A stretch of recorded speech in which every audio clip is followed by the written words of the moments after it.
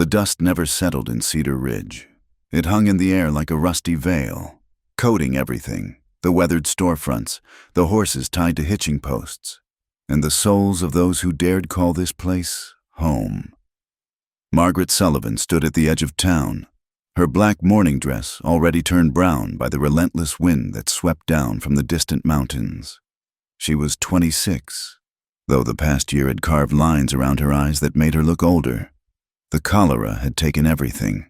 Her husband Thomas, their little daughter Emma, even the small farm they'd worked so hard to build. Now she stood with nothing but a worn carpet bag and the bitter taste of loss on her tongue. The town sprawled before her like a collection of broken teeth against the red earth. Cedar Ridge wasn't much to look at. A dozen buildings huddled together as if seeking protection from the vast, indifferent sky. But it was far enough from the ruins of her old life, and that's all that mattered. Margaret made her way down the main street, her boots clicking against the wooden boardwalk. Eyes followed her progress, suspicious, curious, some openly hostile. A woman traveling alone was either running from something or toward something, and neither option sat well with the respectable folk. She found work at the Dusty Moon Saloon, not serving drinks, the owner's wife wouldn't hear of it, but washing dishes and sweeping floors. The pay was barely enough for a room at the boarding house, where she slept on a narrow cot and listened to the wind howl through the gaps in the walls. It was on her third evening in town that she first saw him. The saloon was crowded, thick with smoke and the sour smell of cheap whiskey. Margaret was clearing tables when three cowboys, already deep in their cups, decided she looked like entertainment. Well, the largest one slurred, grabbing her wrist as she reached for an empty glass. "What's a pretty little widow doing in a place like this? Let go." Her voice was steady, but her heart hammered against her ribs. "Oh, don't be like that." His grip tightened. "We're just being friendly." That's when the rancher stepped in. He moved like a shadow, silent despite his size. One moment the cowboy was laughing. The next he was face down on the sawdust-covered floor, his arm twisted behind his back. "The lady asked you to let go," the rancher said. His voice was quiet, controlled, but it carried an edge sharp enough to cut glass. The other cowboys started to rise, hands moving toward their guns, but something in the rancher's stance made them reconsider. He released the first man, who scrambled to his feet, face flushed with rage and embarrassment. "This ain't your business, Harrison." So that was his name. Jake Harrison. Margaret had heard it whispered around town. The rancher who lived alone on a spread 15 miles north, who came to town only for supplies and kept his words as sparse as rain in August. "I'm making it my business." Jake's hand rested easy on his gun belt, but his gray eyes never left the cowboys.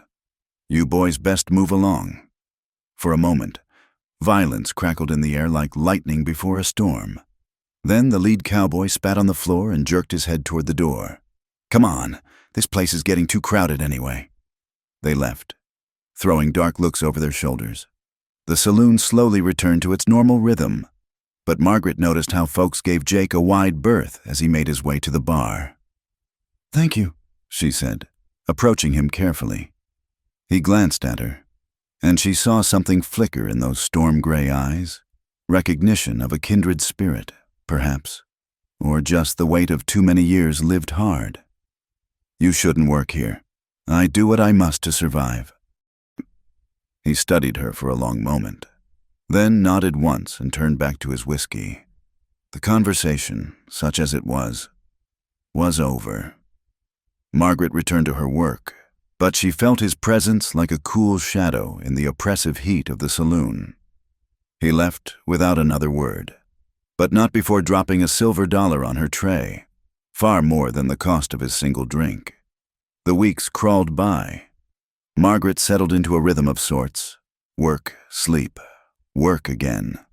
The townspeople began calling her the Widow Sullivan, always with that edge of suspicion, as if her loss might be contagious. Some of the married women crossed the street to avoid her. Others whispered behind their hands about the bad luck that followed women like her. She saw Jake Harrison twice more in town, once at the general store, where he was loading supplies onto his wagon. Their eyes met across the dusty street, and he touched the brim of his hat, a gesture so small anyone else might have missed it. The second time was at the blacksmith's, where she'd gone to see about mending a broken hinge at the boarding house. He was having his horse shod, speaking in low tones to the smithy about the drought that was slowly strangling the territory. Each time, she felt that same recognition. Two people who'd learned to carry their ghosts without complaint, who understood that sometimes the only way forward was to keep moving. Even when every step hurt, the boarding house grew colder as autumn crept in. Margaret would lie awake listening to the wind rattle the windows, pulling her thin blanket tighter around her shoulders. Sometimes she thought she heard Emma's laughter in that wind, or Thomas calling her name. Those were the nights she pressed her face into the flat pillow and bit back the sobs that threatened to tear her apart. It was Mrs. Henderson at the general store who first mentioned the Harrison Ranch. "Shame about Jake," she said, counting out Margaret's meager purchases. "Man like that, living all alone out there, lost his brother to raiders 5 years back. Hasn't been the same since." Margaret said nothing, but she filed the information away. So he carried ghosts too. Course, he's got that big house just sitting empty. Mrs. Henderson continued, her eyes sharp with speculation. "Could use a woman's touch, I reckon, someone to cook and clean, but he's too proud or too broken to ask for help." The idea took root slowly, like a seed in the desert waiting for rain. Margaret had grown tired of the saloon, tired of dodging grabbing hands and cruel words. The boarding house was eating what little money she saved, and winter was coming, a hard, killing season in this unforgiving land. It took her another week to gather the courage. She set out early on a Sunday morning, walking the 15 miles to the Harrison Ranch with dust devils dancing around her feet. The road was little more than wagon ruts carved into the hard pan, winding through sagebrush and scattered juniper. She saw the ranch long before she reached it, a cluster of buildings squatting beneath a massive cottonwood tree, the only real shade for miles. The main house was larger than she'd expected, built of solid timber with a wide porch facing east, but there was an emptiness to it, a sense of abandonment despite the horses in the corral and the smoke rising from the chimney. Jake was mending a fence when she approached. He straightened slowly, as if he couldn't quite believe what he was seeing. His shirt was damp with sweat, his hands wrapped in leather gloves that had seen better days. "Mrs. Sullivan." It wasn't a question. "Mr. Harrison." She stopped a respectful distance away, aware of how she must look. Dusty, travel-worn. A woman with no business being so far from town alone. "I've come to speak with you about employment." Something shifted in his expression. Surprise, maybe, or a deeper wariness. "I'm not looking for help." "Mrs. Henderson seems to think otherwise." "Mrs. Henderson thinks a lot of things that aren't her business." Margaret lifted her chin. "Perhaps, but I'm a hard worker. Mr. Harrison, I can cook, clean, tend animals. I'm not afraid of long hours or difficult work." "Why?" The single word carried more weight than a sermon. She met his gaze directly. "Because I need something more than what town offers. Because I'm tired of being the widow Sullivan to people who look at me like I'm cursed. Because—" She paused, then spoke the truth. "Because I think you understand what it's like to be alone with ghosts." The silence stretched between them, filled with the distant cry of a hawk and the endless whisper of wind through dry grass. Jake pulled off his gloves, revealing hands scarred by years of hard labor. "There's a room off the kitchen," he said finally. "It's not much. Gets cold in winter. Board and $1 a week. You cook, clean, help with the animals when needed. No questions about the past, mine or yours. We clear." "Yes." He nodded once, then turned back to his fence. "You can start tomorrow. I'll send a wagon for your things." Margaret walked back to town with something that might have been hope stirring in her chest. It wasn't much. A job, a room, a chance to escape the suffocating pity and suspicion of Cedar Ridge. but it was more than she'd had in months. As she crested the last hill before town, she looked back at the ranch, now small in the distance. Jake Harrison was still working on his fence, a solitary figure against the vast canvas of red earth and endless sky. Two damaged souls trying to survive in a land that showed no mercy to the weak or the broken. It wasn't a new beginning. She was too scarred for that.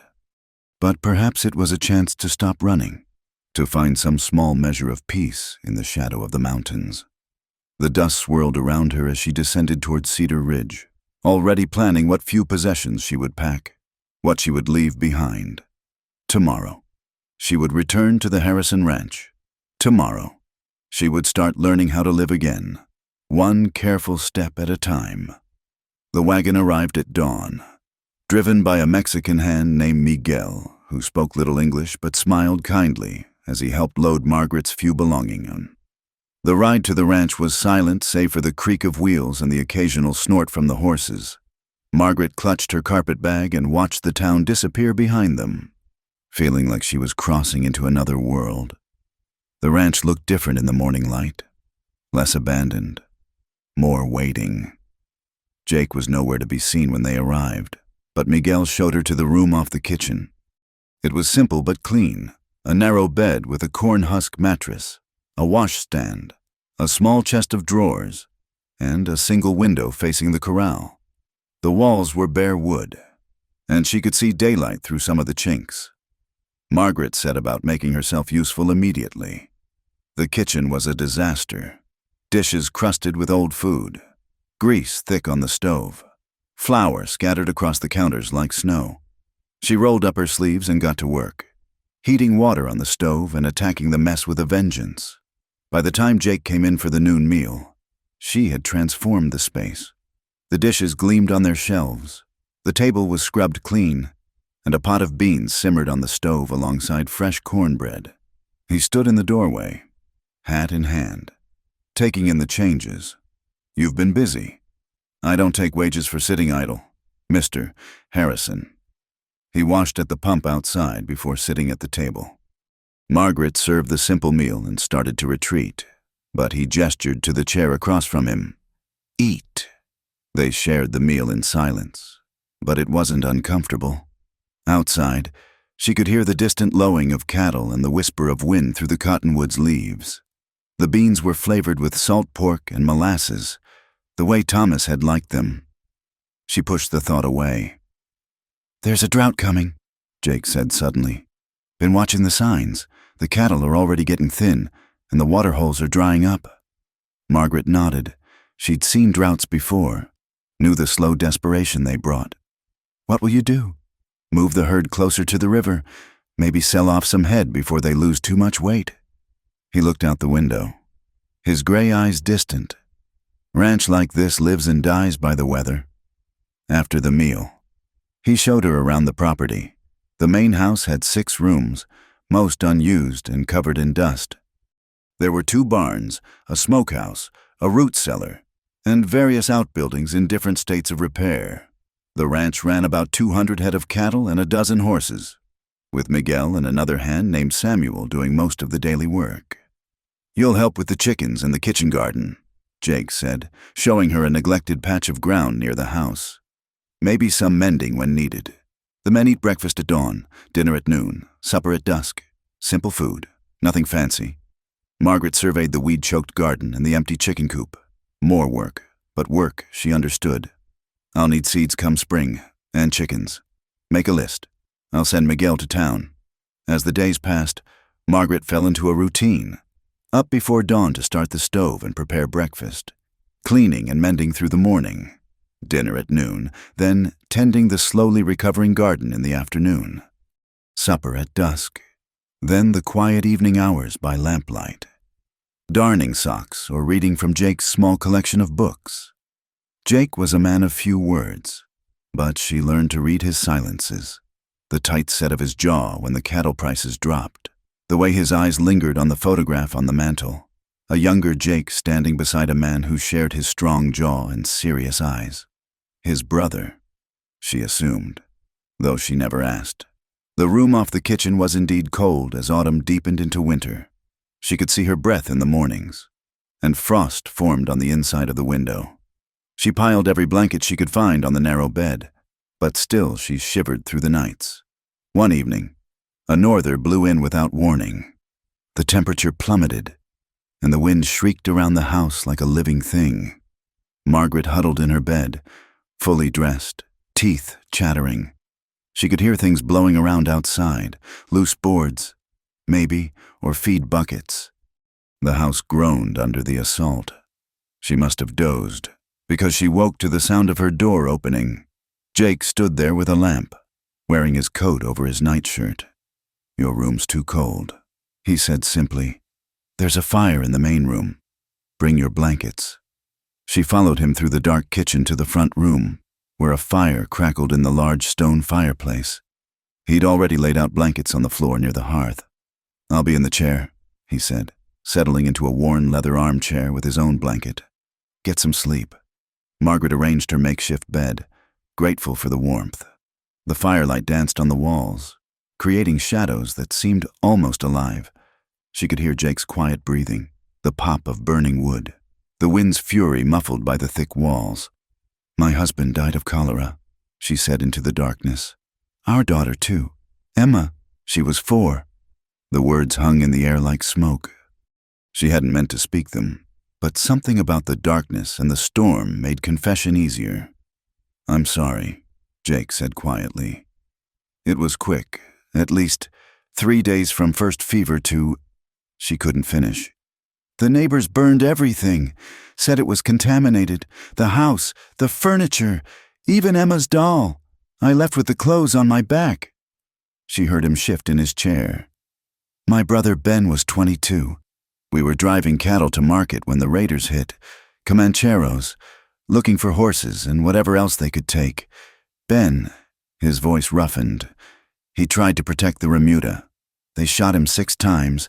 I couldn't even bring his body home, had to bury him out there on the trail." Margaret turned to look at him. In the firelight, she could see the pain etched in every line of his face. "How do you bear it?" "One day at a time. Some days are harder than others." He met her eyes. "But it helps, having someone who understands." They lapsed back into silence, but it was different now, warmer, like the fire had thawed something between them. Margaret dozed again, and when she woke, dawn was breaking and Jake was gone. But he'd stoked the fire before leaving, and placed an extra blanket over her while she slept. The brutal cold lasted 3 days. Each night, Jake insisted she sleep by the fire, and each night they shared a little more of their ghosts. She told him about the farm she and Thomas had built, about Emma's laugh and the way she loved to chase butterflies. He spoke of growing up on the ranch with Ben, of their parents who died of fever when the boys were young, of dreams that had died with his brother on that dusty trail. When the weather finally broke, Margaret returned to her cold room. But something fundamental had shifted. They were no longer employer and employee, or even 2 lonely people sharing a roof. They were something harder to define, companions in grief, perhaps, or fellow travelers on a difficult road. The drought Jake had predicted arrived in earnest. The sky turned to brass, refusing to yield even a drop of moisture. The grass withered, the water holes shrank to muddy puddles, and the cattle grew gaunt. Jake and his men worked from dawn to dusk, moving the herd to whatever water remained, but it was a losing battle. One evening, he came in covered in dust, exhaustion written in every line of his body. "Lost 2 more today, just dropped where they stood." Margaret set a plate before him, but he only picked at the food. She could see the weight of responsibility crushing him. The ranch his parents had built, that he and Ben had dreamed of expanding, slowly dying under the relentless sun. "Would selling some help?" she asked carefully. "Maybe, but prices are low. Everyone's trying to sell before their cattle starve." He rubbed his face. "Might have to let Miguel and Samuel go. Can't afford to pay them if this keeps up." That night, another storm hit. Not rain, but wind and dust. It came roaring out of the north like a brown wall, turning day to night. Margaret stuffed rags around the windows and doors, but the dust found its way in anyway. coating everything with a fine layer of grit. When the worst of it passed, she found Jake on the porch, staring at the devastation. The wind had torn shingles from the barn roof and scattered them like playing cards. A dead calf lay by the corral, suffocated by the dust. "Maybe it's time to quit," he said quietly. "Sell what's left and move on." Margaret stood beside him, not touching but close enough that he could feel her presence. "Is that what Ben would want?" His jaw tightened. "Ben's dead. What he wanted doesn't matter anymore." "I think it does." She watched the dust devils dancing across the yard. "I think the people we love leave pieces of themselves in us. Their dreams become our dreams. Their hopes live on in what we build." Jake looked at her then, really looked at her, and she saw something new in his eyes. Not just shared pain, but a flicker of something that might grow into hope, given time and care. "Stay," he said suddenly. "Tonight, that storm's kicked up the dust in your room something fierce." She understood what he was really saying. The storms, weather and otherwise, were easier to bear when you didn't face them alone. That night, as she lay on her makeshift bed by the fire and listened to Jake's breathing from the chair, Margaret felt something she hadn't experienced since before the cholera took her family. The fragile beginning of home. The cold nights became their unspoken agreement. When the temperature dropped or the wind howled too fierce, Jake would appear in her doorway with a lamp, and Margaret would gather her blankets for the front room. At first, she returned to her room at dawn, but as winter deepened, she often woke to find the sun already climbing and Jake gone to his work. It was on such a morning, with frost thick on the windows and her breath misting in the air, that he spoke the words that would echo through the rest of their days. Margaret was folding her blankets, preparing to return to the kitchen, when Jake emerged from his room, already dressed for the day. He stood in the doorway, watching her with an expression she couldn't quite read. "This is foolish," he said quietly, her hand stilled on the blanket. Had she overstayed? Presumed too much? "I'm sorry, No." He stepped into the room, his boots heavy on the wooden floor. This arrangement. You freezing in that room, hauling blankets back and forth." He paused, seeming to wrestle with the words. "From now on, you'll sleep in here, in the bed." Margaret felt heat rise to her cheeks. "Mr. Harrison, that wouldn't be proper." A bitter smile touched his lips. "Nothing about our situation is proper. Mrs. Sullivan, you're a widow working alone on a ranch with an unmarried man. The town already talks." "I don't care what they say about me," Margaret said, lifting her chin. "But your reputation was ruined the day I buried Ben instead of dying beside him." The words came out harsh, raw. He took a breath, gentling his tone. "I'll sleep out here by the fire, but I won't have you catching your death in that icebox of a room.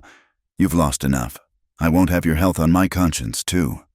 Margaret searched his face, seeing the determination there, but also something else, a protective fierceness that made her heart constrict. "All right," she said softly. That night, she lay in Jake's bed, surrounded by the subtle scent of leather and wood smoke that clung to the pillows. Through the open door, she could see the glow of the fire and Jake's form in the chair. Neither of them slept well, too aware of the new arrangement and what it might mean. But as the nights passed, a different routine emerged. Margaret would prepare for bed while Jake tended the fire. Then he would settle in his chair with a book while she lay listening to the murmur of his voice as he read aloud. Poetry sometimes, or passages from the Bible, or news from week-old papers Miguel brought from town. One night, as he read from Psalms, his voice steady in the darkness, Margaret found herself speaking. "You don't have to sleep in the chair."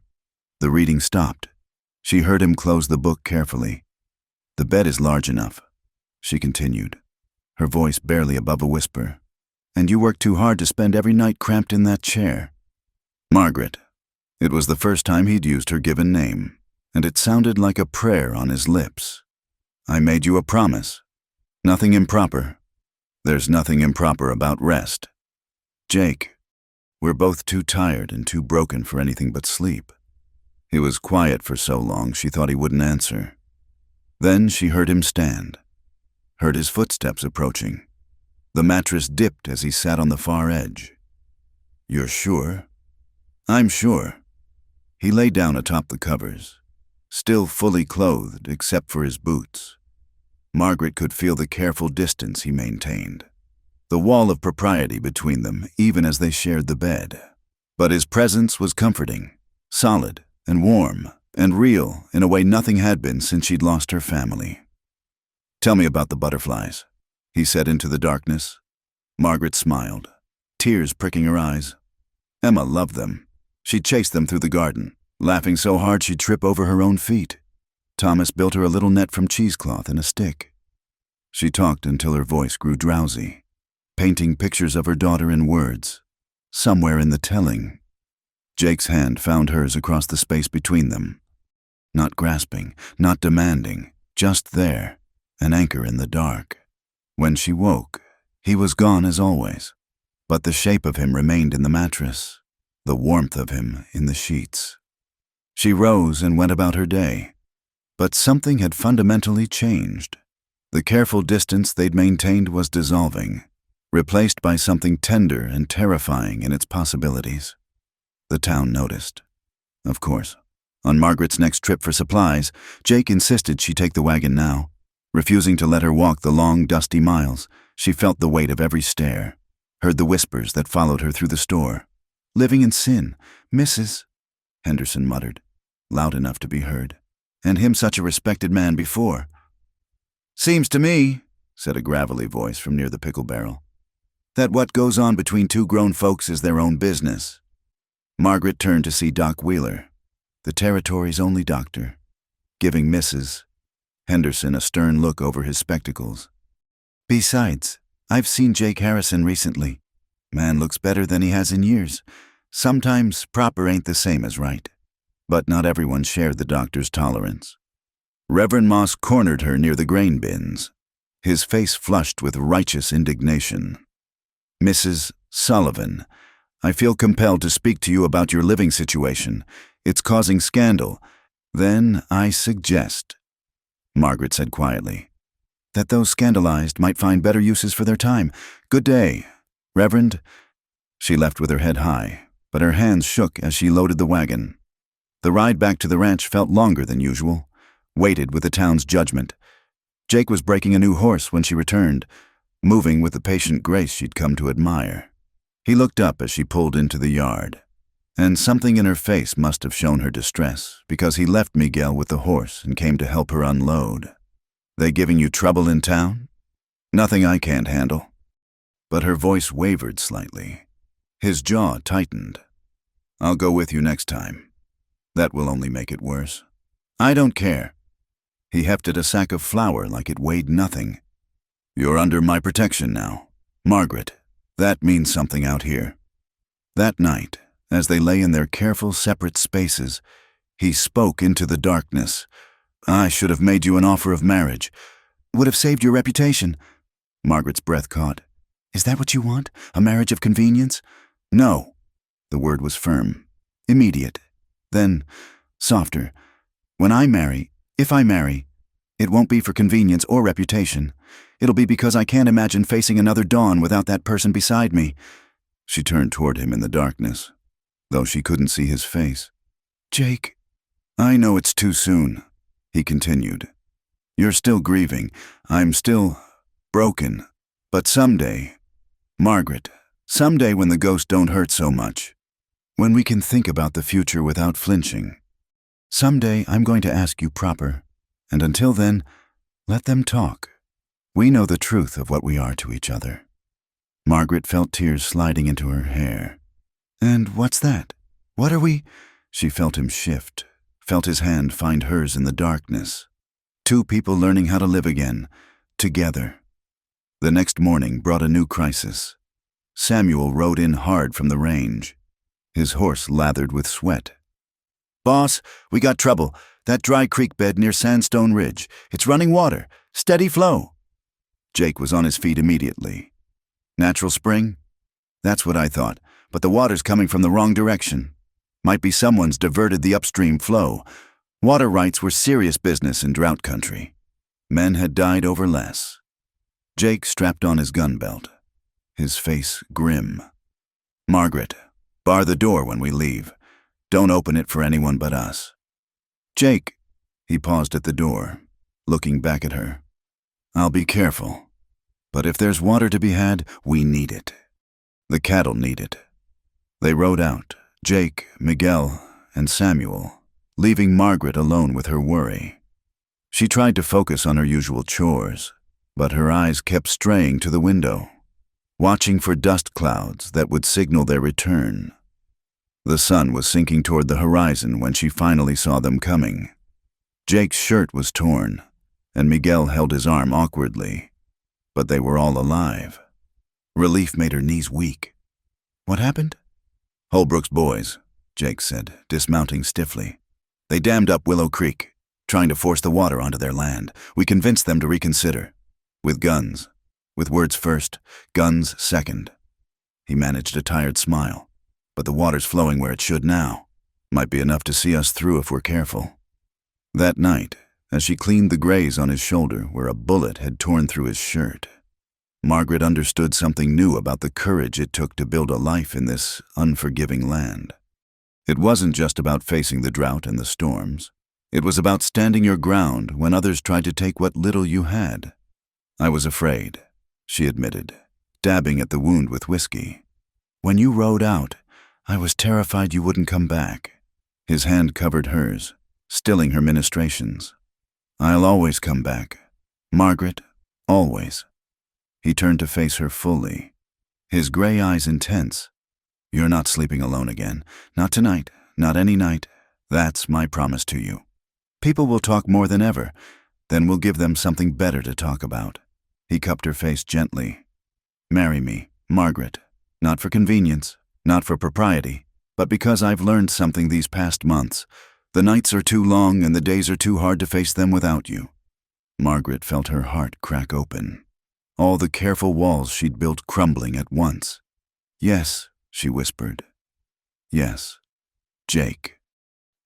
He kissed her then, gentle and reverent, a seal on promises made in the shadow of loss but looking toward hope. Outside, the wind howled its lonely song, but inside, two battered souls had found their way to each other. They were married 3 days later by Doc Wheeler, who it turned out was also a justice of the peace. Miguel and Samuel stood as witnesses, grinning broadly. It wasn't the wedding either of them had dreamed of in younger days, but it was theirs, honest and true and born from the ashes of tragedy. That night, as Margaret lay in Jake's arms for the first time as his wife, she remembered his promise. She slept in his bed. The rancher promised she'd never sleep alone again.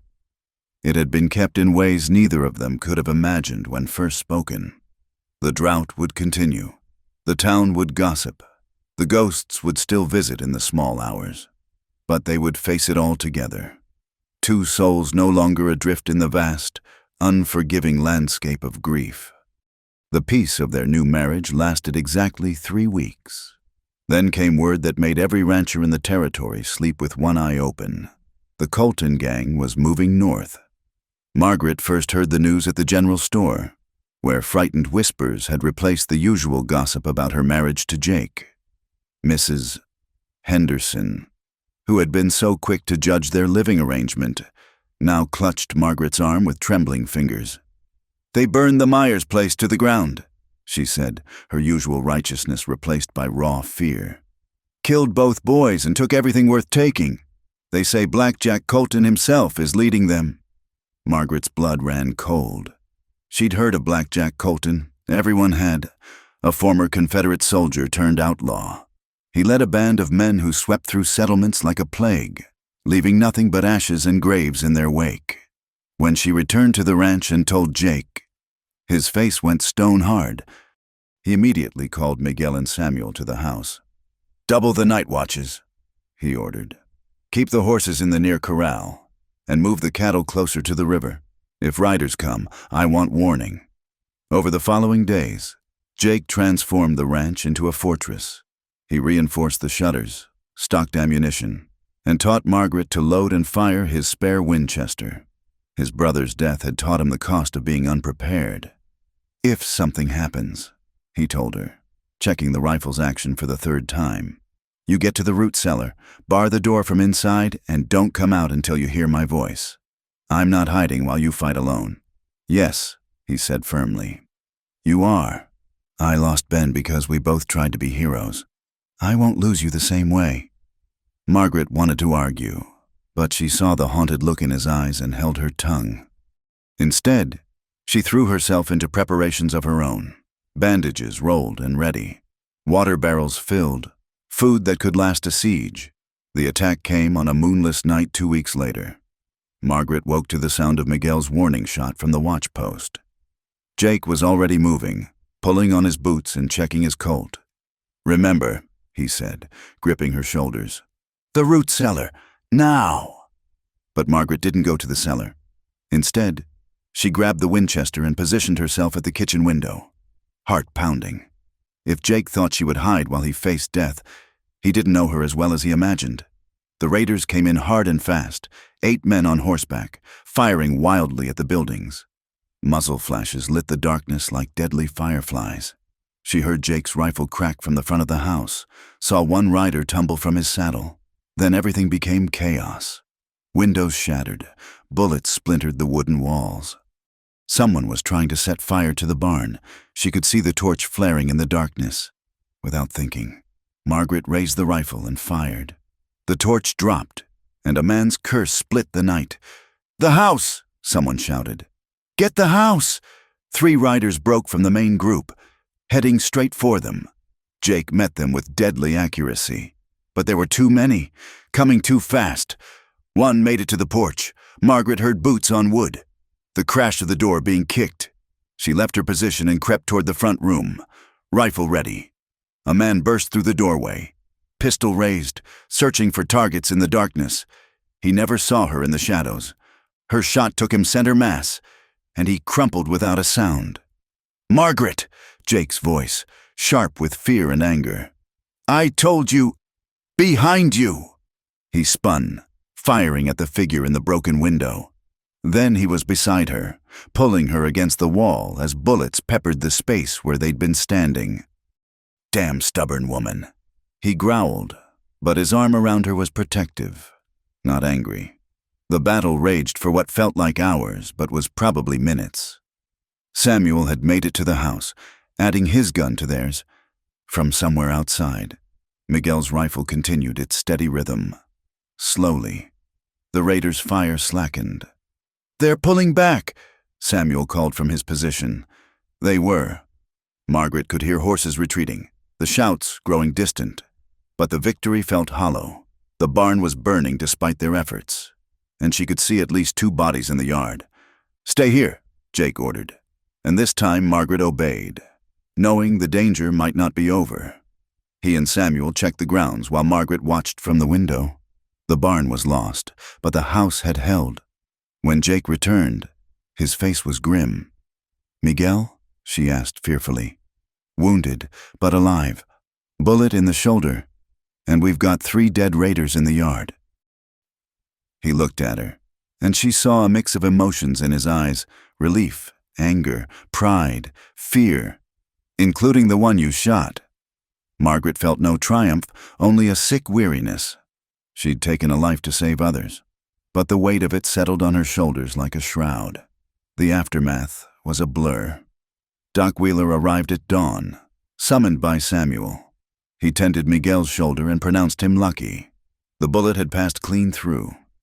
Sheriff Watson came next, with a small posse, to identify the bodies and take statements. "That's definitely one of Colton's boys," the sheriff said, nudging a corpse with his boot. "Jim Sullivan, no relation, ma'am," he added quickly, seeing Margaret flinch at the name. "Been riding with Blackjack for 2 years?" "Think they'll be back?" Jake asked. Watson spat tobacco juice and considered. "Hard to say. You bloodied them pretty good, but Colton's not one to forgive a slight. I'd stay ready." After the lawmen left, Jake found Margaret in their bedroom, sitting on the edge of the bed with her hands clasped tight to stop their shaking. "You disobeyed me," he said quietly. "Yes, you could have been killed. So could you." He sat beside her, taking her trembling hands in his steady ones. "When I saw you with that rifle, when I realized you weren't in the cellar," he shook his head. "I've never been so terrified and so proud at the same moment. I couldn't hide," Margaret said simply. "Not while you were fighting for our home. This is my fight too. Jake, when I accepted your proposal, I accepted all of it, the good and the bad, the peaceful mornings and the violent nights." He pulled her against him, pressing his face into her hair. "Ben would have liked you," he said roughly.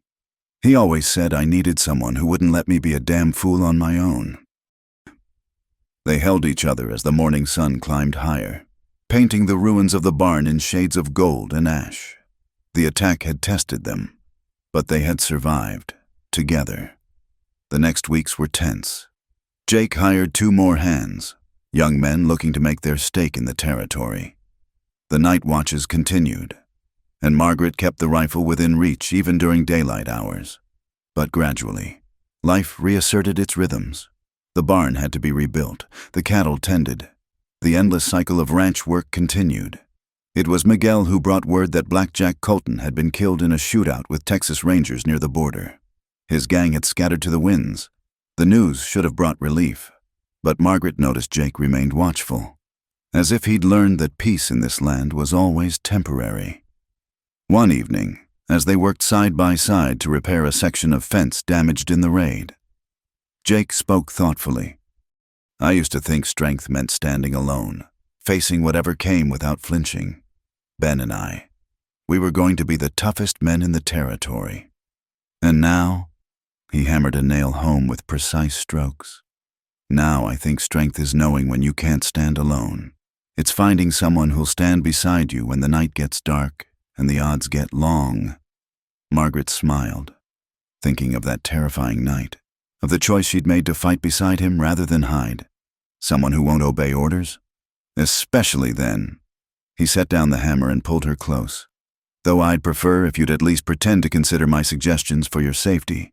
"I'll consider them," she promised. "Then I'll do what needs doing." He laughed, a rich sound that still came too rarely but was coming more often these days. Ben was right. I did need someone who wouldn't let me be a fool alone. As they walked back to the house in the gathering dusk, Margaret reflected on how much had changed since she'd first arrived at the ranch. The woman who'd stood at the edge of Cedar Ridge with nothing but a carpet bag, and grief would barely recognize the woman she'd become, armed and unafraid, partner to a man who'd learned that true strength sometimes meant sharing your burdens. The ghosts were still there. Sometimes she woke to find Jake staring into the darkness, reliving his brother's death or the violence of the raid. Sometimes he held her while she wept for Emma and Thomas, for the life that disease had stolen. But the ghosts no longer ruled them. They had become part of the fabric of who they were, threads of loss woven together with threads of love and hope and stubborn determination. "No regrets?" Jake asked as they climbed the porch steps. Margaret looked back at the land stretching endlessly under the vast sky, harsh, unforgiving, beautiful in its terrible way. Then she looked at the man beside her, scarred by loss but not broken by it, and smiled. "Not one," she said, and meant it. That night, as they lay together in the bed they now truly shared as husband and wife, Margaret remembered the frightened, grieving woman who had once shivered alone in a cold room. Jake's promise echoed in her mind. She slept in his bed. The rancher promised she'd never sleep alone again. He had kept that promise through drought and violence, through gossip and gunfire, and she had made her own promise in return, to stand beside him no matter what darkness came calling. Together, they would face whatever the harsh land threw at them. Together, they were home. The whispers started as they always did, behind hands at the general store, over fence posts between neighboring ranches, in the corners of the church where Margaret and Jake had begun attending services together. But now they carried a sharper edge, fueled by resentment rather than mere scandal. She bewitched him. Mrs. Garrett hissed to her circle of friends after Sunday service. Poor Jake Harrison. Such a respectable man before that widow got her hooks in him. The source of the renewed hostility became clear when Marshal Thornton began making his interest known. Thornton owned the largest spread in the county, 3,000 acres of prime grassland with water rights that made other ranchers weep with envy.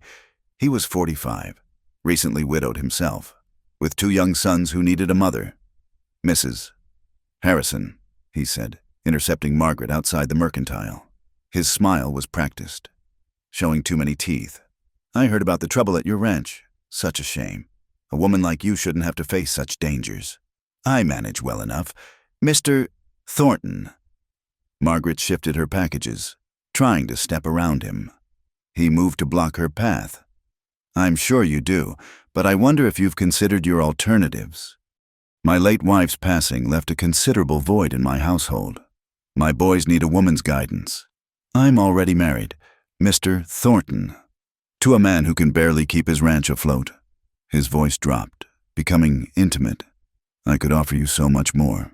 Security, comfort, a position in society. I have everything I need.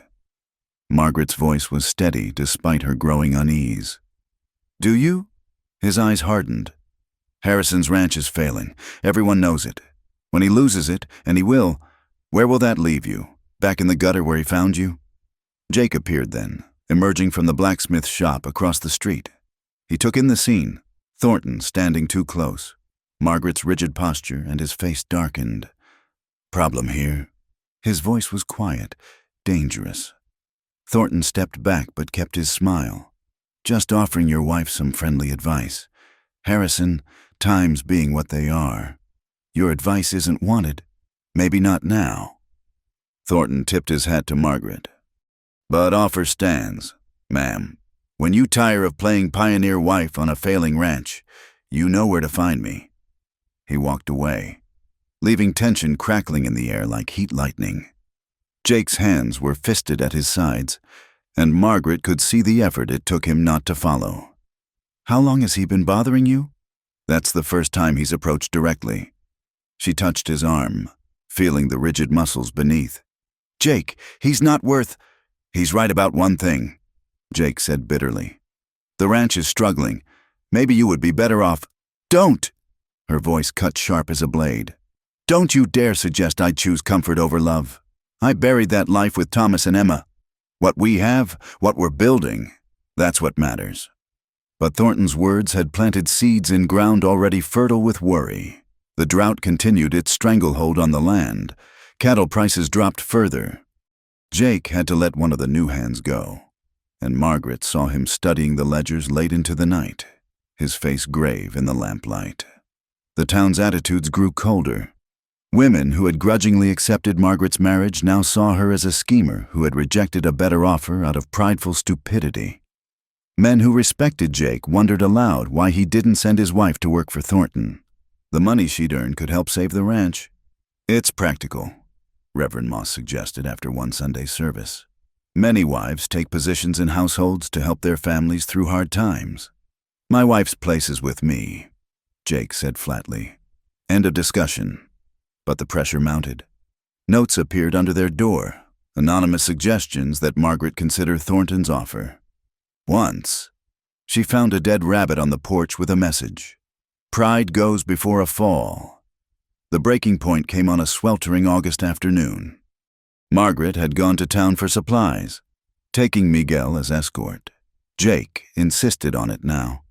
She was loading the wagon when a group of women surrounded her, led by Mrs. Garrett and Thornton's sister, Constance. We've come to talk sense, Constance announced. She was a sharp-featured woman who wielded her brother's wealth like a weapon. You're being selfish, Margaret. Your stubbornness is destroying a good man. Jake Harrison is too proud to admit he's beaten. Mrs. Garrett interrupted. But you could save him. Take Marshall's offer. Work in his household. The wages would keep the Harrison ranch afloat. You want me to leave my husband to work for a man who insulted him. We want you to stop being a fool. Constance snapped. You've bewitched Jake into keeping you when logic says otherwise. Real love means sacrifice. Or didn't your first husband teach you that before he died? The cruelty of it, the casual invocation of Thomas, made Margaret's vision blur with rage. How dare you? We dare because we care about this community. Mrs., Garrett said piously. Jake Harrison was a pillar of it before you came along. Now look at him, fighting off raiders, barely surviving, too proud to accept help because of you. Enough. Doc Wheeler's voice cut through their righteous chorus. He stood in the doorway of his office, medical bag in hand, face stern. You harpies have nothing better to do than torment a good woman? Mrs. Harrison has shown more courage in a year than you've mustered in your lifetimes. Doctor, this isn't your concern, Constance began. It is when you're disturbing the peace outside my office. Move along, all of you, and perhaps spend some time reading about casting first stones. The women dispersed, but their poison lingered. Margaret drove home in silence, Miguel wisely keeping his own counsel. She found Jake working on the new barn, shirt soaked with sweat, muscles straining as he lifted heavy beams into place. You're back early, he said, not looking at her. Something in his tone made her stomach clench. Jake? He set down his tools slowly, finally meeting her eyes. Thornton came by while you were gone, made his offer directly to me this time. Said he'd pay double wages if you came to work in his house. Enough to save the ranch and then some. And I told him to get off my land before I shot him. Jake's smile was humorless. But he made sure to mention how the whole town thinks I'm selfish for keeping you here, how I'm letting pride destroy us both. Margaret climbed down from the wagon and went to him, not caring about the sawdust and sweat. Do you believe that? I believe. He pulled her close, resting his chin on her hair. I believe I'd rather lose everything than lose you, but maybe that makes me selfish. Then we're selfish together. She pulled back to look at him. Jake, I need you to hear this. Really hear it. I chose you. Not comfort, not security, not society's approval. You. And I would make the same choice again, even knowing how hard it would be. That night, as if to test their resolve, a summer storm finally broke. Not enough rain to end the drought, but enough to settle the dust and bring a brief coolness to the air. They sat on the porch watching lightning dance across the distant mountains. We might lose the ranch, Jake said quietly. If cattle prices don't improve, if we can't find water, then we'll start over somewhere else. Margaret took his hand, feeling the calluses built by years of hard work. We've both survived worse than starting over. He brought her hand to his lips, kissing each finger gently. How did I get so lucky? Finding you when I'd given up on everything? We found each other, she corrected. Two broken people who discovered they were stronger together than apart. The next morning brought unexpected hope. Samuel rode in from the far pasture with news. He'd found a spring, small but steady, in a box canyon they'd thought was dry. It wouldn't save them completely, but it might be enough to keep the core of the herd alive until prices improved. Jake immediately organized the hands to begin moving cattle to the new water source. As he prepared to ride out, Margaret caught his arm. I'm going with you. Margaret, we face things together, remember? Besides, I can help drive cattle. I've been watching. I know what to do. He studied her face, seeing the determination there. All right, but you stay close, and if I give an order, I'll consider it carefully before ignoring it completely. Despite everything, he laughed. At least you're honest about it. They worked through the day, moving small groups of cattle to the hidden spring. It was exhausting work under the brutal sun, but Margaret felt a fierce satisfaction in it. This was their land, their fight, their future being carved from an unforgiving landscape. As the sun set, painting the canyon walls in shades of rose and gold, Jake pulled his horse alongside hers. Look at you, he said softly. The proper widow from back east, working cattle like you were born to it. Maybe I was, Margaret said, wiping sweat from her brow. Maybe I just needed to find the right place, the right person. That evening, As they returned to the ranch tired but hopeful, they found an unexpected visitor, Sheriff Watson, waiting on the porch with a grave expression. "Jake, Margaret." He nodded. "Thought you should know. Thornton's been spreading stories, trying to stir up trouble. Says you threatened him with violence. Jake, he's got some folks worked up about it." "Let them come," Jake said wearily. "I'm too tired to care what Thornton says. It's not just talk." Watson shifted uncomfortably. "He's pushing for the bank to call in your loan early. Says you're unstable, a danger to the community. His brother-in-law sits on the board." Margaret felt cold despite the evening warmth. The loan wasn't due for 6 months. They'd counted on having that time to recover. "Can they do that?" she asked. "If enough board members agree?" Watson shrugged apologetically. "I wanted to warn you. Maybe you could talk to some folks. Get them on your side." After the sheriff left, Jake and Margaret sat in stunned silence. They'd survived drought, raiders, and social censure, but the machinery of finance and influence might succeed where violence had failed. "We won't give up," Margaret said fiercely. "We'll fight this too." Jake pulled her onto his lap, holding her as if she might disappear. Together, always together. As they went inside, Margaret thought about the women in town, about Thornton's manipulations, about all the forces arrayed against them. But she also thought about Doc Wheeler's defense, about Miguel's loyalty, about the hidden spring that promised life in the midst of drought.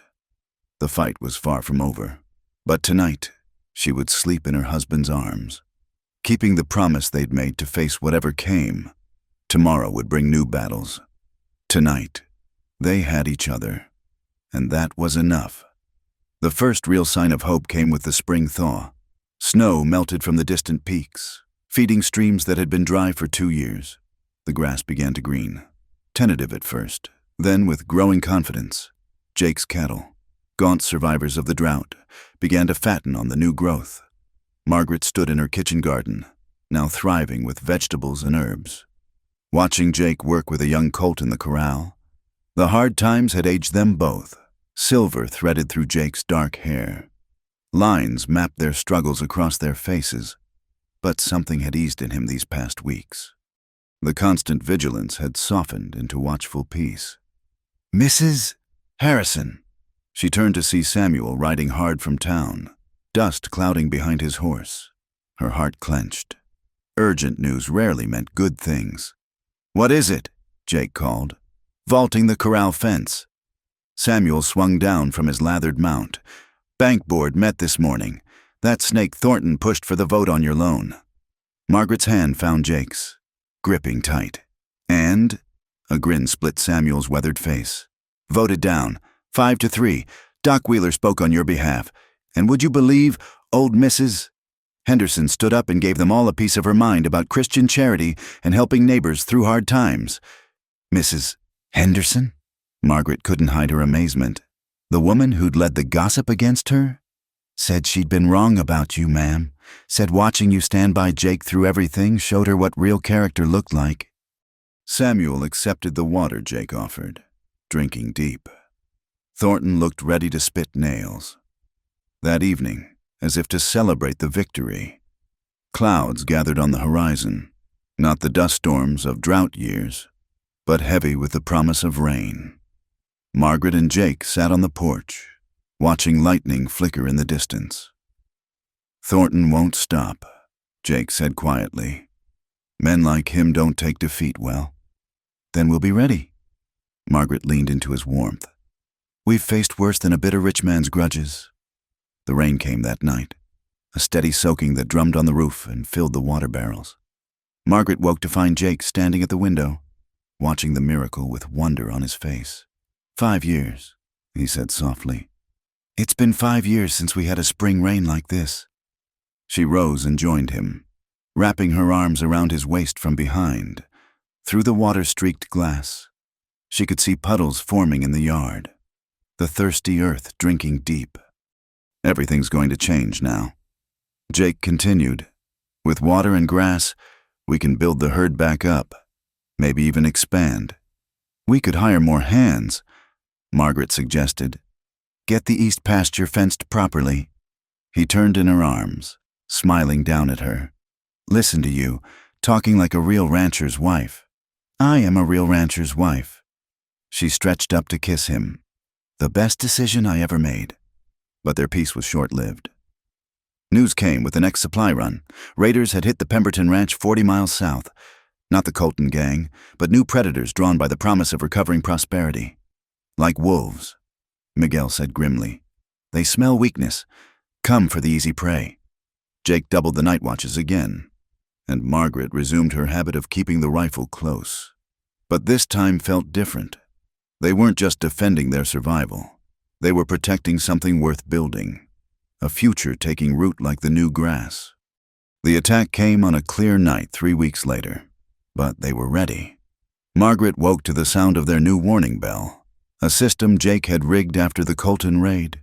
She was dressed and armed before the riders came into view, taking her position at the reinforced window. These raiders were more careful than Colton's men, trying to use the outbuildings as cover for their approach. But Jake had learned too. He and the hands had clear fields of fire, and the new fortifications held firm. The battle was brief but fierce. When it ended, 2 raiders lay dead and the rest fled into the darkness, leaving behind wounded pride and lost opportunity. "Getting to be a habit," Sheriff Watson commented the next day, surveying the scene. "You folks are building quite a reputation. Word is spreading. The Harrison Ranch isn't easy pickings." That reputation brought unexpected benefits. Other small ranchers began stopping by, suggesting they might coordinate defenses. A few asked Jake's advice on fortifications.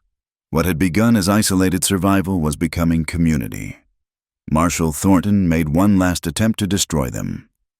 He arrived on a Sunday afternoon with a small army of lawyers and witnesses, claiming water rights to the spring Samuel had discovered. "That canyon has been Thornton land for 20 years, he declared, spreading maps on their kitchen table with aggressive certainty. "Your man was trespassing when he found that spring." Jake studied the documents, his face carved from stone. Margaret could see the muscle jumping in his jaw, the only sign of his fury. "These boundaries are wrong," Jake said finally. "The canyon is a good half-mile inside my property line." "Prove it." Thornton smirked. "Your word against my surveyors." "Don't have to." Jake walked to the old desk in the corner, returning with a leather portfolio. "These are the original land grants, filed when my parents homesteaded. Your surveys conveniently ignore the government markers." Thornton's lawyers huddled over the documents, their confidence visibly deflating. The original grants were clear, the government seals undeniable. "This isn't over," Thornton snarled, gathering his papers. "Yes," Jake said quietly. "It is. You've pushed and threatened and schemed, but we're still here. We'll always be here. This is our land, our home. Accept it and move on. Or keep fighting and lose more than your pride." Margaret stepped forward. "Mr. Thornton, you offered me a position once, said I was wasted here. You were wrong. Everything I am, everything I've become, grew from this soil. From standing beside this man through drought and storm and violence. I wouldn't trade a single hardship for all your comfort." Thornton looked between them, united, unbending, rooted like the ancient cottonwood shading their home. Without another word, he left, his entourage trailing behind. "Think he'll try again?" Margaret asked, watching the dust of their departure. "No." Jake pulled her close. "Men like Thornton are bullies. They push until someone pushes back harder. We've pushed back." That night, as spring rain fell gentle on the roof, they lay entwined in their bed, listening to the sound of renewal. "I've been thinking," Jake said into the darkness, "about what you said to Thornton, about becoming who you are because of this place."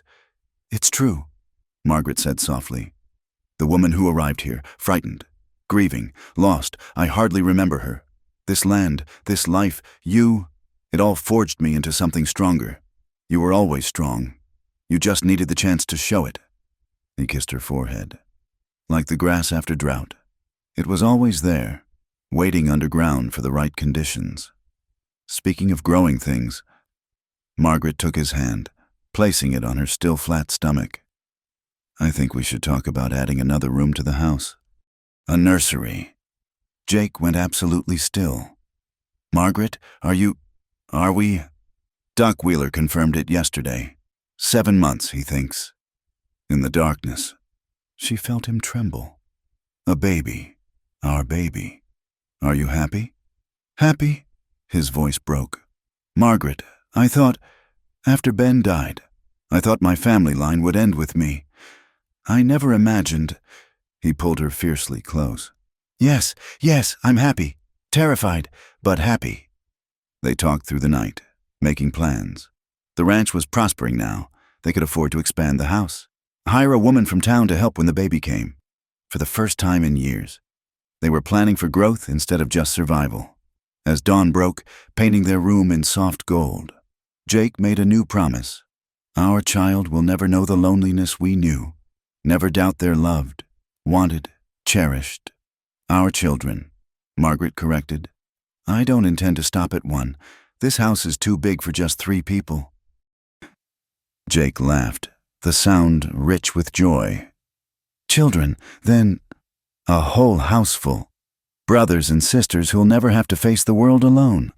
And who'll always have a home, Margaret added, thinking of her own loss, of standing at the edge of Cedar Ridge with nothing but grief. No matter what storms come, they'll always have a place here. They rose to face the new day, walking out onto the porch to watch the sun climb over their land. The ranch spread before them, scarred by drought and violence, but healing now, growing strong. In the distance, cattle grazed on new grass. Smoke rose from Miguel's cabin where he lived with his new bride. Life flourished where once there had been only survival. No more sleeping alone, Jake murmured, echoing his old promise. Never again. Margaret agreed, her hand resting on the promise of new life growing within her. Not for us, not for our children. This is home. We're home. As they stood together, planning the future they would build on the hard-won foundation of their love. The morning sun blessed their land with light, and the sweet smell of rain-washed earth filled the air. They had survived the worst the frontier could offer. Now it was time to thrive. The contractions started at dawn. 3 weeks before Doc Wheeler had predicted. Margaret gripped the porch railing, breathing through the pain while Jake hovered anxiously beside her. It's too early, he said, fear threading through his voice. The doc said October. Babies come when they're ready. Margaret managed a smile between pains. Send Miguel for Doc Wheeler, and ask Rosa to come up from their cabin. Rosa, Miguel's wife, had become Margaret's closest friend. A warm, practical woman who'd borne 5 children back in Mexico before tragedy drove her north. She arrived before the dust of Miguel's departure had settled, taking one look at Margaret and shepherding her inside with calm efficiency. First babies take their time, Rosa assured Jake, who looked ready to pace trenches in the floor. You go tend your horses. We'll call when you're needed. But this baby seemed determined to prove Rosa wrong. The pains came faster, harder, and by the time Doc Wheeler arrived in late afternoon, Margaret was deep in the grip of labor. You're doing fine, the doctor said after his examination, though Margaret caught the concern he tried to hide. Baby's just eager to meet you. Jake refused to be banished, instead taking his place at Margaret's side, letting her grip his hand through each wave of pain. His face was pale, but his voice stayed steady, murmuring encouragement, wiping her brow with cool cloths. Night fell. The labor stretched on. Margaret felt herself weakening, the pains relentless but progress slow. She saw Jake and Doc Wheeler conferring in low voices, saw the fear they tried to mask. Margaret, Jake knelt beside the bed, his eyes bright with unshed tears. You're the strongest person I know. You've survived loss, drought, raiders. You can do this. I'm tired, she whispered. So tired. Part of her wanted to let go, to follow Thomas and Emma into that peaceful darkness. I know. He pressed his forehead to hers. But you promised. No more sleeping alone. Remember? I need you. Our baby needs you. Something in his voice, the raw desperation beneath the strength, reached through her exhaustion. This man who'd lost so much, who'd opened his guarded heart to her. She couldn't leave him. Not now. Not when they'd come so far. With Rosa's steady guidance and Doc Wheeler's skill, Margaret found reserves she didn't know existed. And finally, as dawn painted the eastern sky, a cry split the air, not weak or struggling, but strong and indignant.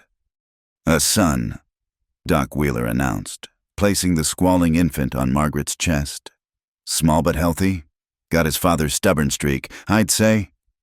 Jake stared at the baby with wonder, one finger gently touching the tiny fist. "A son," he repeated, voice thick. "Ben, we'll call him Ben." Margaret nodded, too exhausted and elated for words. Benjamin Thomas Harrison, honoring both their pasts while promising a future.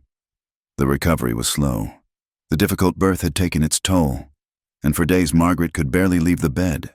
But she woke each time to find Jake there, holding Ben, changing him with awkward tenderness, bringing her meals and staying to make sure she ate. "The hands can manage the ranch," he said when she protested he was needed outside. "You and Ben are what matter now."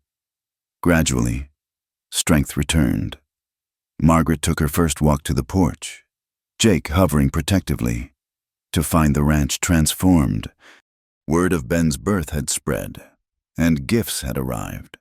Blankets from the neighboring ranches, preserves from town women who'd once shunned her, even a hand-carved cradle from Marshall Thornton with a terse note of congratulations.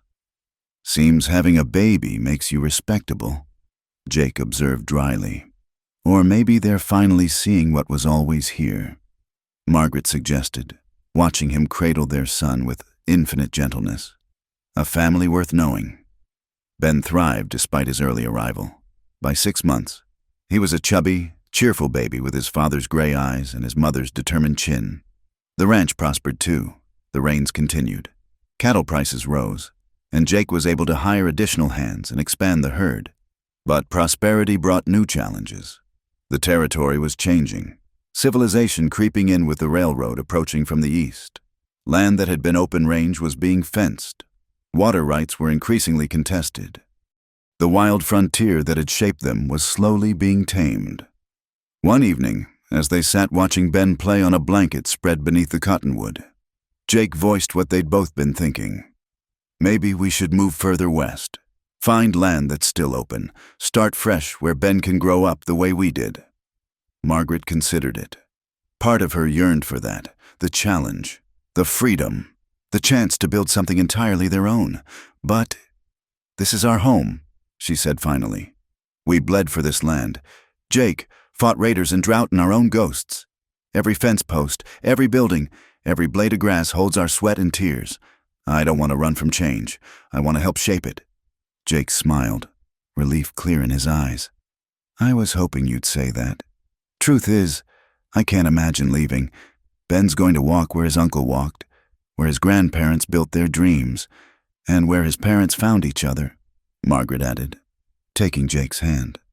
As if in agreement, Ben chose that moment to pull himself up on his father's leg.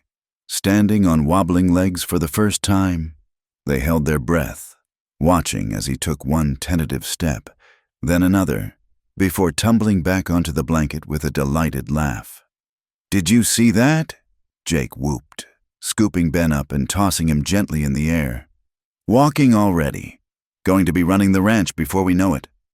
That night, after Ben was asleep in his cradle, Jake and Margaret stood on their porch, looking out over their land. The moon was full, bathing everything in silver light. Somewhere in the distance, a coyote called to its mate. "Do you ever think about them?" Jake asked quietly. "Thomas and Emma, Ben, every day." Margaret leaned into his warmth. "But it doesn't hurt the same way anymore. It's like they're part of the landscape now, part of what made us who we are. I dream sometimes that Ben, my brother, meets our Ben, that he's watching over him." Jake's voice was soft, almost embarrassed.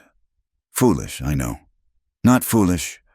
Margaret turned to face him. "Love doesn't die, Jake. It just changes shape. All the love you had for your brother, that I had for Emma, it's still here.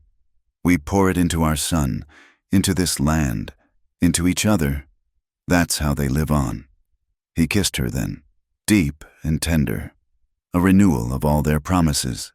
When they finally went inside, Jake paused by Ben's cradle, adjusting the blanket around their sleeping son. "She slept in his bed," he murmured, echoing the old promise. "And the rancher promised she'd never sleep alone again. And I never have." Margaret whispered back, "Not since that first night by your fire, even when you were in the chair, even when we were just two broken strangers sharing warmth. I wasn't alone." They climbed into their bed, bodies curved together in the familiar comfort of years. Outside, the night sounds of the ranch continued, horses shifting in the corral, the windmill creaking, the distant lowing of cattle. Inside, their son slept peaceful and safe, dreaming whatever dreams babies dream. The morning would bring new challenges. There were decisions to make about fencing, about the railroad, about the school being built in town where Ben would someday learn his letters. The wild frontier was fading, but in its place something else was growing. Community, stability, a future for children like Ben. Margaret thought about the woman she'd been, standing at the edge of Cedar Ridge with nothing but grief and a worn carpet bag. That woman could never have imagined this life, beloved wife, mother, partner in a thriving ranch. But every loss, every struggle, every small victory had led here, to this moment of quiet contentment. "Thank you," she whispered into the darkness. "For what?" Jake's voice was drowsy, content. "For keeping your promise, for giving me a home, for showing me I could be strong." "You were always strong," he corrected, pulling her closer. "I just gave you a place to plant your roots, as sleep claimed them." The big house stood solid against the night, no longer empty, no longer haunted by loss, but filled with love and hope and the promise of tomorrow. In his cradle, Ben stirred and settled, instinctively knowing he was safe, that he would never sleep alone, that love surrounded him like the walls of the home his parents had built from heartache and hope. The Harrison Ranch had become what Jake's parents had dreamed, what he and Ben had worked toward, what Margaret had helped create from the ashes of tragedy. A legacy worth leaving, a life worth living, a love worth every battle fought to claim it. 5 years had passed since Ben took his first wobbling steps beneath the cottonwood tree. The ranch had grown beyond even their most hopeful dreams. The main herd now numbered over 500 head. The horse breeding program Jake had started was gaining recognition throughout the territory, and they'd added 2 more rooms to the house to accommodate their growing family. Margaret stood at the kitchen window, watching her children play in the yard. Ben, now a sturdy 5-year-old with his father's serious gray eyes, was teaching his younger sister Emma to rope fence posts. 3-year-old Emma, named for the daughter Margaret had lost but carrying her own fierce spirit, laughed as the rope tangled around her feet. Baby Thomas, just beginning to walk, toddled after them with determination that reminded Margaret painfully and beautifully of his namesake. "Mama, watch," Ben called, expertly tossing his child-sized lasso over a post. "Papa says I'm almost ready to help with the real calves." "Wonderful, sweetheart," Margaret called back, her heart full. She placed a protective hand over her belly where their 4th child grew. Jake didn't know yet. She planned to tell him tonight, on this anniversary of the day she'd first arrived at the ranch. The sound of approaching horses drew her outside. Jake rode in with Miguel and Samuel, all 3 men dusty from moving cattle to the eastern pasture. But it was the 4th rider who made Margaret's breath catch, a young woman, perhaps 20, with haunted eyes and travel-worn clothes that spoke of hard roads traveled. Jake dismounted, his eyes finding Margaret's with a meaningful look. "Margaret, this is Miss Catherine Wells. She's come looking for work." Margaret studied the girl, for that's what she was beneath the dust and weariness. Barely more than a girl, and saw an echo of her own arrival 7 years ago. The same loss written in the slump of her shoulders, the same desperate hope barely masked by pride. "Welcome, Miss Wells," Margaret said warmly. "Come inside. You look like you could use a good meal and some rest." Over supper, Catherine's story emerged in halting pieces. Parents dead from fever. the family farm lost to debt, a broken engagement when her fiancé decided an orphaned girl with no dowry wasn't worth the trouble. She'd heard in town that the Harrisons sometimes hired help. "I can cook, clean, work stock," Catherine said, unconsciously echoing Margaret's own words from years ago. "I'm not afraid of hard work." Jake and Margaret exchanged glances across the table, a whole conversation in that look. "We could use help," Margaret said finally, "especially with the children, but it's not easy living out here. The isolation can be—" "I'm not looking for easy," Catherine interrupted, then flushed. "I'm sorry, ma'am. I just mean, I need something real, something to build on, even if it's hard." After supper, Jake and Margaret walked out to the cottonwood tree, leaving Rosa to help Catherine settle into the small cabin they'd built for seasonal hands. "She reminds me of someone," Jake said, slipping his arm around Margaret's waist. "A desperate widow who showed up uninvited, looking for work. The strongest woman I've ever met, who just didn't know it yet." He turned to face her. "You want to help her? We've been blessed. Jake, this ranch, our children, each other. Maybe it's time to pass some of that blessing on." He kissed her forehead. "Have I told you today that I love you? Only twice." She grinned up at him. "You're falling behind. Can't have that." He kissed her properly this time, with all the passion that 7 years hadn't dimmed. "I love you, Margaret Harrison. Love the family we've built, the home we've made, the woman you've become. Though you were always her, I just got the privilege of watching you unfold. This was the moment." "Then you'll love this too," she said, taking his hand and placing it on her still flat belly. "Number 4 should arrive come spring."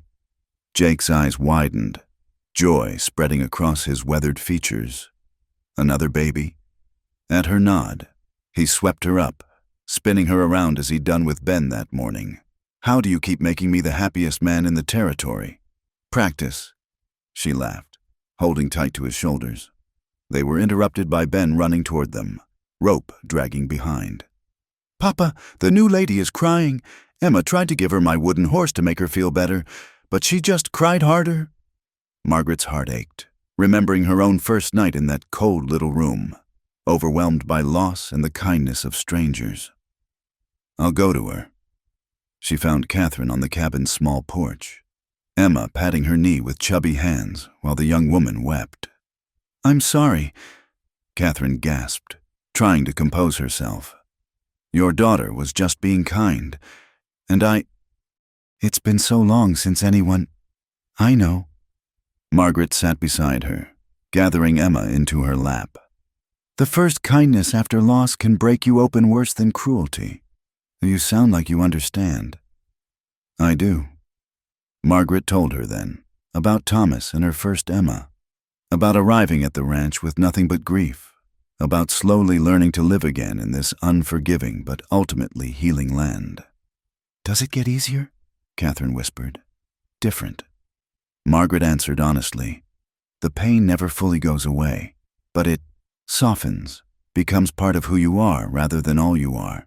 And one day you wake up and realize you've built something new from the ashes, something maybe even more beautiful for having been forged in fire." Over the following months, Catherine gradually found her place on the ranch. She was good with the children, patient with their energy and chaos. Ben, always serious like his father, appointed himself her protector. Little Emma chattered to her constantly, sharing every thought that crossed her 3-year-old mind. Even baby Thomas would toddle to her with arms raised, demanding to be held. Jake noticed the change too. "She's healing," he observed one evening, watching Catherine teach Ben to braid rope on the porch. "Reminds me of someone else I knew, finding her strength day by day." Winter came gentle that year, with steady snow that promised good water come spring. Margaret's pregnancy progressed smoothly, and the ranch settled into the rhythm of waiting. For spring, for new calves, for the new baby. It was Catherine who was with Margaret when the labor started, Jake having ridden to town for supplies, with the calm competence she developed. Catherine sent Ben racing to Miguel's cabin for Rosa, kept Emma and Thomas distracted with stories, and helped Margaret through the early pains. "You're doing wonderfully," she assured Margaret, echoing words once said to her. By the time Jake arrived, riding hard after meeting Ben on the road, their second daughter was already making her entrance into the world. This birth was easier than the others, as if Margaret's body had finally learned the rhythm of bringing forth life. "Sarah," Margaret whispered, looking down at the tiny face. "For Jake's mother." Sarah rose. Jake agreed, touching the baby's silk-soft cheek. "Perfect." That evening, with a house full of family, their 4 children, Rosa and Miguel, Samuel and Catherine, Margaret felt the truth of what they'd built sink into her bones. The lonely widow who'd arrived with nothing had become the center of a sprawling, loving clan. The taciturn rancher who'd lost his only family had gained more than he'd ever dreamed. Later, as they lay in bed with baby Sarah in the cradle beside them and the sound of their other children finally sleeping, Jake repeated the old promise. She slept in his bed. The rancher promised she'd never sleep alone again. "And I never have," Margaret replied, as she always did. "Not one single night since." "Think we're done?" Jake asked, nodding toward the cradle. 4 seems like a good number." Margaret laughed softly. "You said 3 was a good number, and 2 before that." "True." He pulled her closer. "Guess we'll just have to see what the good Lord sends." "And we'll love them all," Margaret said. "Every soul that finds its way to this ranch, whether born to us or brought by fate like Catherine." "Like you," Jake corrected. "The best gift fate ever brought me." Outside, spring wind sang through the cottonwood's new leaves. The ranch slept peaceful under stars, cattle safe in their pastures, horses drowsing in the barn, children dreaming in their beds. It was a kingdom built from heartache but ruled by love, and it would endure. Catherine had asked if the pain ever fully went away. Looking back, Margaret knew the truest answer. The pain became gratitude. Every loss had led here. To this man, these children, this life carved from an unforgiving landscape. She wouldn't change a single step of the journey, brutal as it had been. In the darkness, Jake's breathing deepened into sleep, but his arms stayed firm around her. After 7 years, she still marveled at the comfort of it, this promise made flesh, this vow renewed nightly. She'd learned to rope cattle and birth foals, to shoot raiders and face down society's scorn. But the greatest courage had been in learning to trust again, to love again, to believe in forever when forever had once been stolen from her. The baby stirred, making the soft sounds that preceded hunger. Margaret rose to tend her, and Jake automatically shifted to keep her side of the bed warm for her return. Such a small gesture, but it spoke volumes. "I'm here." It said, "You're not alone. You'll never be alone again." As she nursed Sarah by the window, looking out at their land bathed in moonlight, Margaret whispered a prayer of thanksgiving for second chances, for love that grew from loss, for promises kept and homes built and children who would never doubt they were wanted. The widow who'd stood at the edge of Cedar Ridge was gone. In her place stood Margaret Harrison, wife, mother, rancher, survivor. She traded a carpetbag full of sorrow for arms full of children and a heart full of purpose. It was, she thought as she returned to Jake's waiting warmth, the best trade she'd ever made. Morning would come soon enough, with all its chores and challenges, but for now, in this quiet hour, she held her baby and listened to her family breathe and knew that she was exactly where she belonged. Home. Finally and forever home. Thank you, dear listeners, for joining me on this journey through the Wild West and witnessing Margaret and Jake's story unfold. If you're listening to this tale, I'd love to know where in the world you are. Please share in the comments below so we can connect across the miles, just as our characters connected across the vast frontier. Don't forget to subscribe to From Wild West channel for more stories of love, survival, and triumph in the American frontier. What did you think of Margaret and Jake's journey? Which moment touched your heart the most? Share your thoughts below. I read every comment and love hearing how these tales of the Old West resonate with you today.